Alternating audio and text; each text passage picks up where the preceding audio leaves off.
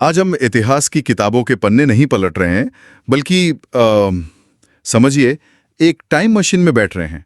हाँ, और हजारों साल पीछे जा रहे हैं। बिल्कुल। हम उस दौर की पड़ताल करेंगे जहां भारत की शायद सबसे पहली आवाज ऋग्वेद उसकी गूंज सुनाई देती है। और देखिए, हमारी ये पड़ताल पूरी तरह से प्रारंभिक वैदिक काल पर ही केंद्रित होगी। मतलब मोटे तौर पर 1500 से 1000 ईसा पूर्व का समय। हाँ, ये बहुत जरूरी है। और सबसे मजेदार बात तो यह है कि इस पूरी दुनिया को समझने के लिए हमारे पास सबूत के तौर पर सिर्फ एक ही ग्रंथ है। सिर्फ एक? ऋग्वेद। हाँ, सिर्फ ऋग्वेद। तो मतलब आज हम एक तरह से जासूस का काम करने वाले हैं। हमारे पास सुराग के तौर पर बस एक किताब है और इसमें छिपे श्लोकों, प्रार्थनाओं से हम एक पूरी भूली बिसरी दुनिया को फिर से बनाने की कोशिश करेंगे। सही कहा। और एक शर्त भी है, हम उत्तर वैदिक काल की किसी भी बात को इसमें नहीं मिलाएंगे। बिल्कुल नहीं, ताकि तस्वीर एकदम साफ रहे। चलिए तो फिर सुरागों को जोड़ना शुरू करते हैं। तो पहला सुराग ये लोग जिन्हें हम आर्य कहते हैं और वो जगह जहां ये रहते थे। हाँ, सबसे बड़ा सवाल ये कौन थे, कहाँ से आए? देखिए, इन लोगों की उत्पत्ति को लेकर कई सिद्धांत हैं। सबसे ज्यादा जो माना जाने वाला सिद्धांत है वो है कि ये मध्य एशिया से आए थे। Central Asia theory. हाँ जी, लेकिन कुछ विद्वान जैसे बाल गंगाधर तिलक वो इन्हें आर्कटिक क्षेत्र से जोड़ते हैं, तो कुछ तिब्बत से भी। लेकिन जो बात लगभग पक्की है वो ये कि ये भारत में आकर एक खास इलाके में बसे। हाँ, जिसे ऋग्वेद सप्त सिंधु कहता है। सप्त सिंधु मतलब 7 नदियों की भूमि। अब ये 7 नदियां कौन सी थीं? इनमें मुख्य थी सिंधु, सरस्वती और पंजाब की 5 नदियां। अच्छा। ऋग्वेद में इनके पुराने नाम मिलते हैं, जैसे वितस्ता यानी आज की झेलम, असिकनी यानी चिनाब, परुष्णी मतलब रावी, विपाशा यानी ब्यास और शुतुद्री यानी सतलुज। बिल्कुल। और इन सब में सरस्वती नदी को सबसे पवित्र माना गया है। उसे नदी तमा कहा गया है। नदी तमा, इसका मतलब? हाँ, मतलब नदियों में सर्वश्रेष्ठ। तो यही उनका शुरुआती घर था। तो ये लोग इन 7 नदियों के किनारे आकर बस गए, जहां पानी और जानवरों के लिए चारागाह की कोई कमी नहीं थी। सही। लेकिन जब इतने सारे कबीले एक साथ रहेंगे तो कोई व्यवस्था भी तो बनानी पड़ेगी।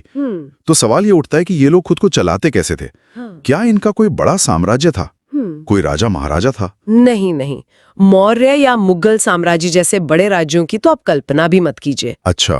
उनकी पूरी व्यवस्था कबीलों पर टिकी थी। सबसे छोटी इकाई थी कुल, मतलब एक परिवार जिसका मुखिया कुलप कहलाता था। कुलप।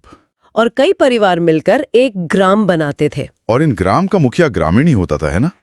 लेकिन क्या ये ग्राम आज के गांव जैसे थे? नहीं, ये एक अच्छा सवाल है। ये आज के गांव नहीं थे, बल्कि एक ही वंश के कई परिवारों का समूह था जो शायद साथ में घूमता था। अच्छा, मतलब एक तरह के घुमंतू कबीले। हाँ, कई ग्राम मिलकर एक विश बनाते थे और कई विश मिलकर सबसे बड़ी राजनीतिक इकाई बनाते थे, जिसे जन कहते थे। जन यानी कबीला। बिल्कुल। ऋग्वेद में जन शब्द का जिक्र 275 बार है, लेकिन जनपद मतलब कोई तय इलाका, हाँ, उसका जिक्र एक बार भी नहीं है। ये तो बहुत दिलचस्प बात है। इसका मतलब तो ये हुआ कि उनकी पहचान किसी जमीन के टुकड़े से नहीं, बल्कि अपने कबीले या अपने जन से थी। एकदम सही। तो फिर इस जन का जो मुखिया था, जिसे राजन कहते थे, उसकी क्या हैसियत थी? क्या वो अपनी मनमानी करने वाला कोई तानाशाह था? बिल्कुल नहीं। राजन कोई निरंकुश शासक नहीं था। उसकी कोई बड़ी सी राजधानी या महल नहीं होते थे। वो मुख्य रूप से कबीले का रक्षक था। रक्षक? हाँ, उसे गोप्ता जनस से कहा गया है। गुप्ता जनस्य मतलब जन का रक्षक। हाँ, उसका मुख्य काम था युद्ध के समय कबीले को लीड करना। और उसकी ताकत असीमित नहीं थी, उस पर लगाम रखने के लिए संस्थाएं थीं। मतलब एक तरह का चेक्स एंड बैलेंसेस का सिस्टम था। कौन सी थी ये संस्थाएं? 2 बहुत ही महत्वपूर्ण संस्थाएं थी, सभा और समिति। सभा और समिति, हाँ। तो समिति जो थी उसे आप एक तरह की कह सकते हैं आम सभा समझ लीजिए, जनरल असेंबली जैसी। बिल्कुल, जिसमें कबीले के लगभग सभी लोग शामिल होते थे। और इसका सबसे बड़ा काम था राजा को चुनना। एक मिनट रुकिए, राजा को चुनना मतलब ये कोई वंशानुगत पद नहीं था? शुरुआती दौर में नहीं। तो समिति जिसे चाहे राजा बना सकती थी, और अगर वो ठीक काम ना करे तो उसे हटा भी सकती थी। ये सुनने ने तो आज की पार्लियामेंट जैसा लगता है। हाँ, शुरुआती दौर में व्यवस्था कुछ ऐसी ही थी। राजा की गद्दी काफी हद तक समिति की मर्जी पर निर्भर करती थी। और दूसरी संस्था सभा? हाँ, दूसरी संस्था थी सभा, जो शायद वरिष्ठ या चुने हुए खास लोगों की एक परिषद थी। ये समिति से छोटी होती थी और एक सलाहकार का काम करती थी। और इन सभा समितियों में महिलाओं की क्या भूमिका थी? यहीं पर एक और हैरान करने वाली बात सामने आती है। स्रोतों से पता चलता है कि प्रारंभिक वैदिक काल में महिलाएं भी इन सभा और समितियों की बैठकों में हिस्सा लेती थीं। अच्छा। वो राजनीतिक बहसों में शामिल होती थीं। हाँ बिल्कुल। तो अगर राजा था, सेना थी, तो जाहिर है युद्ध भी होते होंगे। पर ये लड़ाइयां किस लिए होती थी? क्या जमीन के लिए, साम्राज्य बढ़ाने के लिए? नहीं, जैसा हमने अभी बात की, जमीन का तो वो कॉन्सेप्ट ही नहीं था, क्योंकि वे एक जगह टिककर रहते ही नहीं थे। तो फिर उनकी लड़ाइयों की वजह बड़ी दिलचस्प थी। जानवर, खासकर गायें। गायें? हाँ, ऋग्वेद में युद्ध के लिए एक शब्द इस्तेमाल हुआ है, गविष्ठी। गविष्ठी? इसका मतलब क्या है? इसका सीधा सा मतलब है गायों की खोज। वाह। सोचिए, उनकी सारी लड़ाइयां, सारे संघर्ष गायों को हासिल करने या बचाने के लिए होते थे। जिसके पास जितनी ज्यादा गायें, वो उतना ताकतवर। ये तो हुई राजनीति की बात, लेकिन एक आम इंसान की जिंदगी कैसी थी? परिवार का ढांचा कैसा था? समाज पितृसत्तात्मक था, यानी परिवार का मुखिया पुरुष होता था और वंश उसी के नाम से आगे बढ़ता था। लेकिन इसका मतलब ये नहीं कि महिलाओं की स्थिति खराब थी, बल्कि उस दौर में उन्हें जो सम्मान और अधिकार मिले थे, वो बाद के युगों में धीरे धीरे छिनते चले गए। सुनने में तो ये बहुत प्रगतिशील लगता है, लेकिन क्या हमारे पास इसका कोई ठोस सबूत है? सिर्फ सभा में हिस्सा लेने के अलावा और क्या अधिकार थे उनके पास? बिल्कुल है। उन्हें शिक्षा का पूरा अधिकार था। वे पुरुषों के साथ यज्ञ में बराबर बैठती थीं, और सबसे बड़ा सबूत तो खुद ऋग्वेद है। कैसे? उसमें लोपामुद्रा, घोषा, अपाला, विश्ववारा जैसी कई विद्वान महिलाओं का जिक्र है, जिन्होंने खुद ऋग्वेद के कई श्लोकों की रचना की है। ये महिलाएं ऋषि थीं। वाह। और मैंने एक महिला योद्धा विश्वला की कहानी भी पढ़ी है। वो तो आज भी किसी को भी प्रेरणा दे सकती है। हाँ, विश्वला की कहानी तो अद्भुत है। वो एक वीरांगना थी जो युद्ध में लड़ती थी। एक लड़ाई में उनका एक पैर कट गया। हाँ। तब देवताओं की जो डॉक्टर थे अश्विनी कुमार, उन्होंने उनके लिए लोहे का एक नकली पैर लगाया। मतलब दुनिया का पहला प्रोस्थेटिक लिम्ब कह सकते हैं शायद। हाँ, ये कहानी यही बताती है कि उस दौर में महिलाओं की भूमिका सिर्फ घर तक सीमित नहीं थी, वे युद्ध के मैदान में भी जाती थीं। अब उस मुद्दे पर आते हैं जो आज के समाज में भी सबसे ज्यादा बहस का विषय है, वर्ण व्यवस्था। क्या ये तब भी वैसे ही थी जैसी हम आज जानते हैं, जन्म पर आधारित ऊंच नीच वाली? बिल्कुल नहीं, और शायद यही प्रारंभिक वैदिक काल की सबसे बड़ी खूबी है। उस समय वर्ण व्यवस्था कर्म पर आधारित थी, जन्म पर नहीं। कर्म पर? हाँ। समाज में मुख्य रूप से 3 तरह के वर्ग थे। ब्राह्मण, जो यज्ञ और पूजा पाठ करते थे, राजन्य या क्षत्रिय, जो योद्धा थे, और विश्य यानी आम लोग।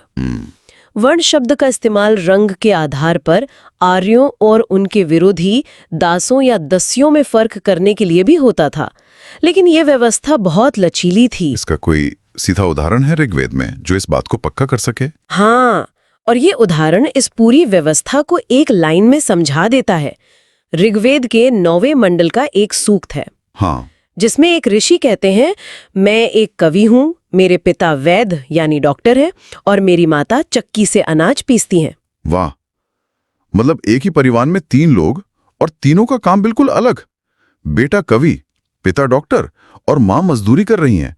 ये तो आज के सामाजिक ढांचे की नींव पर ही सवाल उठा देता है। बिल्कुल। ये समझना हमारे बहुत से सुनने वालों के लिए एक चौंकाने वाली बात होगी। हाँ, इसका साफ मतलब है कि आपका काम आपके जन्म से नहीं, बल्कि आपकी काबिलियत और आपके चुनाव से तय होता था। कोई भी अपना पेशा बदल सकता था। अगर उनका समाज इतना लचीला था, तो फिर वो पैसा कैसे कमाते थे?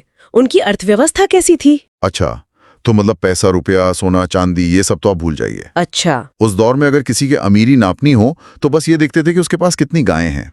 उनकी पूरी इकोनॉमी, उनका पूरा स्टेटस, सब कुछ मवेशियों के इर्द गिर्द घूमता था। अच्छा, तो ये पेस्टोरल इकोनॉमी थी। हाँ, पशुपालक अर्थव्यवस्था। खेतीबाड़ी का महत्व बहुत बहुत कम था। गाय इतनी जरूरी क्यों थी? देखिए, गाय उनके लिए सिर्फ दूध का स्रोत नहीं थी, वो संपत्ति का पैमाना थी। ऋग्वेद में गाय को अघन्या कहा गया है। अघन्या यानी जिसे मारा न जा सके। सारी प्रार्थनाएं ज्यादा गायें पाने के लिए होती थी, युद्ध गायों के लिए होते थे, और पुरोहितों को दान में भी गायें ही दी जाती थीं। तो मतलब हम ये कह सकते हैं कि उनकी अर्थव्यवस्था इतनी ज्यादा कैशलेस थी हाँ कि आज के जो ये डिजिटल पेमेंट एप्स है ना, वो भी शर्मा जाएं। कोई सिक्के विक्के नहीं थे। आप बिल्कुल सही कह रहे हैं। कोई नियमित सिक्के या करेंसी नहीं थी। सारा लेन देन वस्तु विनिमय यानी बार्टर सिस्टम पर चलता था। Barter system. हाँ, निष्क नाम का एक सोने का हार या आभूषण का जिक्र मिलता है, लेकिन वो शायद बड़ी लेन देन या दान के लिए इस्तेमाल होता था, रोजमर्रा की खरीदारी के लिए नहीं। और खेती का क्या? वे क्या उगाते थे? खेती बहुत सीमित थी। ऋग्वेद में सिर्फ एक ही अनाज का जिक्र बार बार आता है, यव, जिसका मतलब जौ या कोई भी अनाज हो सकता है। चावल या गेहूं का कोई जिक्र नहीं है। और वो हल का इस्तेमाल भी शायद बहुत कम करते थे। उनका जीवन पूरी तरह से पशुओं पर निर्भर था। चलिए अब उनके जीवन के सबसे अहम हिस्से पे आते हैं, धर्म। वो किसकी पूजा करते थे? क्या उनके मंदिर थे, मूर्तियां थी? नहीं, ऋग्वैदिक धर्म की सबसे खास बात यही है, ना तो मंदिर थे और ना ही मूर्ति पूजा होती थी। अच्छा। उनका धर्म बहुत सीधा साधा और प्रकृति से जुड़ा हुआ था। वो प्रकृति की ताकतों को ही देवता मानकर पूजते थे, जैसे बारिश, आग, हवा, सूरज, सुबह की पहली किरण। हाँ, उनका मानना था कि इन सभी शक्तियों के पीछे कोई दिव्य शक्ति है और वे सीधे उसी से प्रार्थना करते थे। तो उनके सबसे बड़े देवता कौन थे? जैसे आज हम शिव, विष्णु या दुर्गा को मानते हैं। उस दौर के सबसे बड़े सुपरस्टार देवता थे इंद्र। इंद्र, हाँ, वो युद्ध और मौसम के देवता थे। उन्हें पुरंदर भी कहा गया है, जिसका मतलब है किलों को तोड़ने वाला। ऋग्वेद के लगभग 1/4 सूक्त यानी करीब 250 भजन अकेले इंद्र को ही समर्पित हैं। 250। और दूसरे नंबर पे कौन था? दूसरे सबसे महत्वपूर्ण देवता थे अग्नि। उन पर लगभग 200 सूक्त हैं। अग्नि को बहुत खास माना जाता था, क्योंकि वो इंसानों और देवताओं के बीच बिचौलिए मतलब मैसेंजर का काम करते थे। अच्छा, मध्यस्थ। हाँ, लोगों का मानना था कि यज्ञ में जो भी आहुति दी जाती है उसे अग्नि ही धुएं के रूप में देवताओं तक पहुंचाते हैं। और कोई प्रमुख देवता? तीसरे प्रमुख देवता थे वरुण, जो ब्रह्मांड के नैतिक और प्राकृतिक नियमों, जिसे ऋत कहा गया है, के संरक्षक थे। ऋत? हाँ, वो एक तरह से अनुशासन के देवता थे। अगर कोई नियम तोड़ता था तो उसे वरुण का डर होता था। इनके अलावा सोम, मरुत, उषा जैसे कई और देवी देवताओं की पूजा होती थी। अगर मंदिर मूर्ति नहीं थे तो फिर पूजा का तरीका क्या था? वो प्रार्थना कैसे करते थे? उनकी उपासना का मुख्य तरीका था यज्ञ और स्तुति पाठ। लेकिन ये यज्ञ आज के जैसे जटिल कर्मकांड वाले नहीं होते थे। सरल होते थे? बहुत सरल, जिन्हें कोई भी परिवार का मुखिया कर सकता था। वे आग जलाकर उसमें घी, जौ जैसी चीजें, जिसे हवी कहते हैं, डालते थे और साथ में देवताओं की तारीफ में मंत्र पढ़ते थे। उनकी प्रार्थनाएं कैसी होती थी? वो मांगते क्या थे? उनकी प्रार्थनाएं भी बहुत सीधी सादी होती थीं। हमें अच्छे और ज्यादा पशु दो, वीर पुत्र दो, अच्छा स्वास्थ्य दो, दुश्मनों पर जीत दिलाओ। मतलब भौतिक चीजों के लिए? हाँ, मोक्ष या पुनर्जन्म जैसी बातों का कोई जिक्र नहीं मिलता। तो इस पूरी बातचीत का सार क्या निकलता है? अगर हमें प्रारंभिक वैदिक काल की एक तस्वीर बनानी हो तो वो कैसी दिखेगी? वो तस्वीर होगी एक ऐसे समाज की जो कबीलों में बटा है, जो स्थायी रूप से कहीं बसा नहीं है बल्कि अपने पशुओं के साथ घूम रहा है।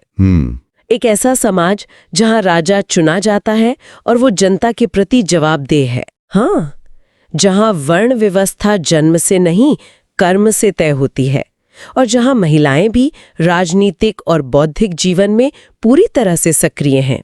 ये एक ऐसे समाज की तस्वीर है जिसका जीवन प्रकृति के साथ बहुत गहराई से जुड़ा हुआ था। उनकी लड़ाइयाँ, उनकी प्रार्थनाएं, उनकी अर्थव्यवस्था, सब कुछ उनके आसपास की दुनिया से ही तय होता था। बिल्कुल, ये एक ऐसा समाज था जो भौतिकवादी था, जो इसी जीवन को बेहतर बनाने के लिए प्रार्थना करता था।